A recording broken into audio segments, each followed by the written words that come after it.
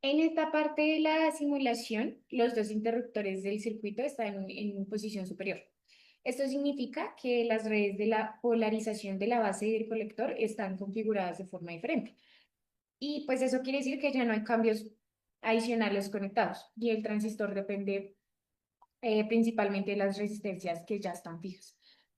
Al tener los interruptores abiertos, la corriente que llega a la base tiene que disminuir, pues porque el divisor resistivo presenta una resistencia total mayor. Y esto reduce la corriente de base y pues en consecuencia de esto también la corriente de colector. Y como resultado, el transistor trabaja como una polarización aún más débil y el voltaje del colector se mantiene más alto. Y más o menos es cerca de los 12 voltios de la fuente. Si la resistencia de la base es alta, la corriente de base puede ser apenas unos pocos microamperios o incluso mucho menos. Y con tan poca corriente, el transistor apenas conduce y pues la corriente de colector es muy baja.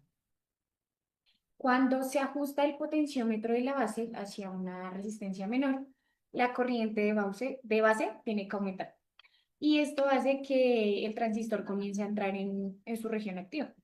La corriente de colector aumenta y se genera una caída de tensión sobre la resistencia del colector y pues el voltaje en el colector baja hasta al menos unos 12 voltios. Y si se reduce aún más la resistencia de la base, la corriente de base se vuelve mucho mayor y el transistor conduce con más intensidad. En conclusión, al tener los dos switches arriba, el amplificador tiene que trabajar con una polarización más débil. Y pues a medida que se disminuye la resistencia en la base, aumenta la corriente de la base y pues esto lo que causa es que incrementa la corriente del colector y la caída de tensión en el colector. Y si la corriente es muy, muy alta, el transistor se satura y la señal de salida se distorsiona. En esta parte de la simulación, ambos interruptores del circuito se encuentran cerrados. Esto significa que tanto la red de polarización de la base como la red del colector están completamente conectadas. Al cerrarlos, cambian las resistencias equivalentes en ambas partes del transistor y por tanto cambian las corrientes y tensiones del circuito. En sí, cuando la resistencia vista por la base disminuye, la corriente de la base aumenta. Como consecuencia, digamos que la corriente del colector también puede aumentar porque están relacionadas por la ganancia del transistor. O sea que la corriente del colector es igual a beta veces por la corriente de base. Esto provoca que el voltaje del colector baje, ya que se incrementa la caída de tensión sobre pues, la resistencia del colector. Un ejemplo de esto podría ser una polarización baja. Digamos que si el potenciómetro está en sí, bueno, el potenciómetro de la base está ajustado para dejar pasar poca corriente. En sí, la corriente de base es muy pequeña. El transistor casi no conduce y el voltaje del colector se mantiene cerca de los 12 voltios, como podemos ver.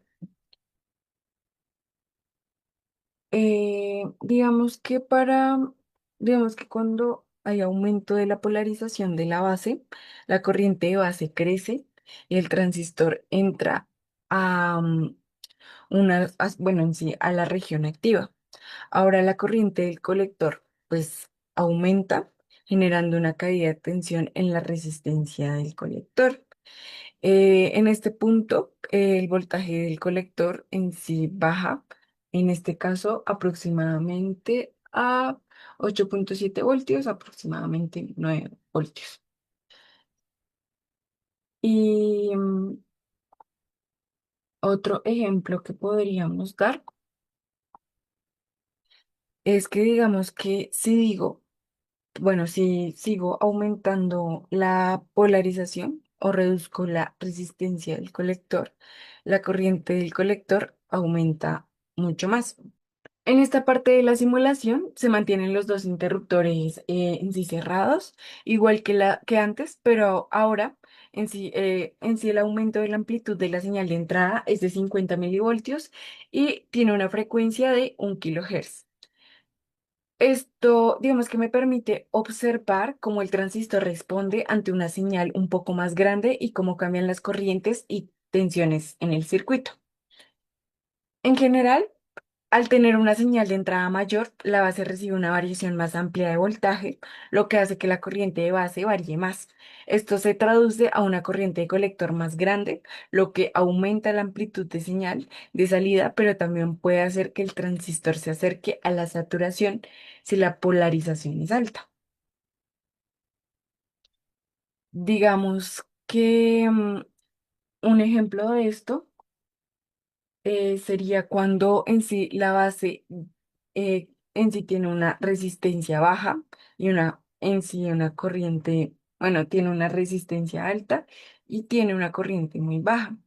Digamos que cuando la resistencia de la base en sí es grande, la corriente de base es extremadamente pequeña, básicamente del orden de los nanoamperios. En este caso, digamos que el transistor prácticamente no conduce. El voltaje en el colector se mantiene alrededor de los 12 voltios y la señal de salida es muy débil.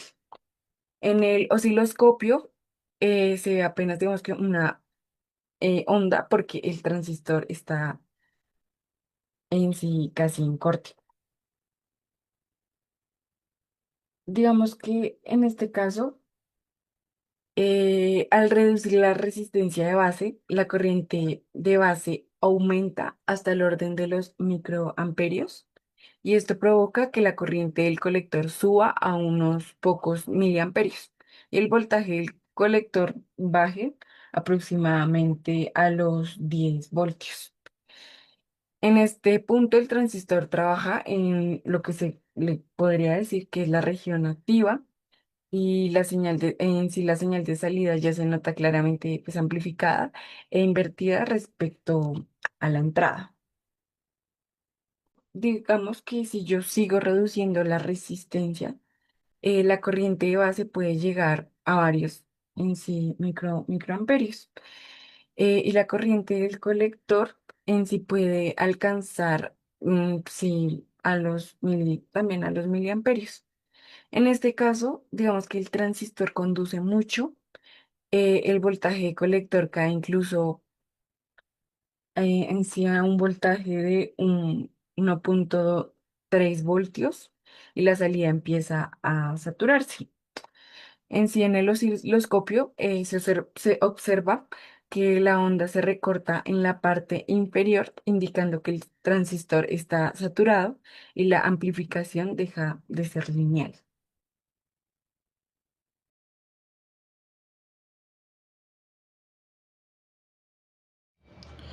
Utilizando el circuito que nos proporcionó el profe, donde podíamos utilizar o variar las resistencias con potenciómetros, llegamos a los cálculos de estas resistencias para tener una amplificación de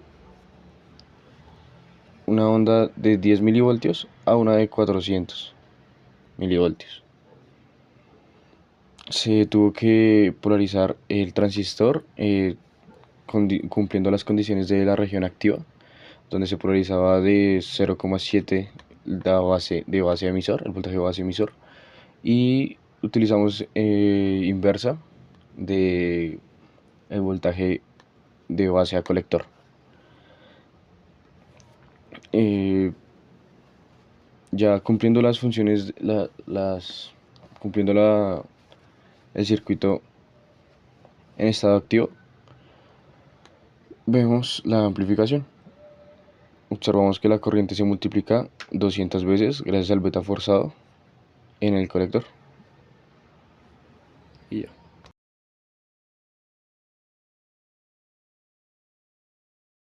Siguiendo el circuito que diseñamos en Proteus, se realizó el montaje tal cual como aparece en Proteus y se midió, se realizaron las mediciones. La señal de ondas sale así siendo una señal de entrada de 10 milivoltios, la señal de entrada versus la señal de salida, que es ya la amplificada. Ya tomando los valores, calculamos lo que haya que calcular.